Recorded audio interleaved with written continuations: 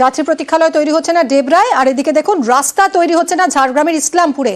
এই যে মাটির রাস্তা, এই রাস্তা পাকা করার জন্য কিন্তু অর্থ বরাদ্দ হয়েছে, 1 বছর হয়ে গেছে অর্থ বরাদ্দের পর, কিন্তু তারপরেও রাস্তা তৈরি হলো না ঝাড়গ্রামের সাঁকরাইলে।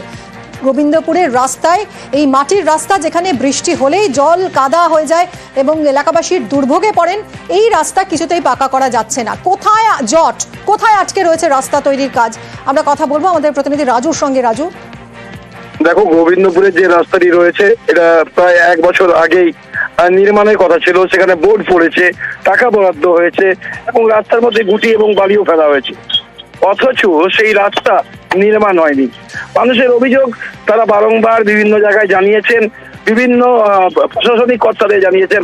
শেষমেশ মুখ্যমন্ত্রীর দ্বারস্থ হয়েছেন।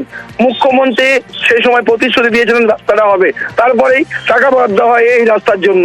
সাংসদ তহবিল থেকে এই টাকা বরাদ্দ করা হয়েছিল রাস্তাকে, এবং সেখানে জেলা পরিষদ থেকে কাজ হওয়ার কথা ছিল।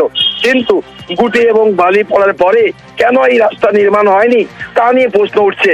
তাহলে কি এই খাতের টাকা নয়ছয় হয়েছে, না এই খাতের টাকা উঠে গেছে, এমনটা বলছেন স্থানীয় মানুষ। আর প্রশাসনের তরফ থেকে বলা হচ্ছে বিষয়টা দেখা হচ্ছে, জেলা পরিষদকে জানানো হচ্ছে, কিন্তু কবে এই রাস্তা হবে তা নিয়ে প্রশ্ন উঠতে শুরু করেছে মানুষের মধ্যে। ধন্যবাদ রাজু।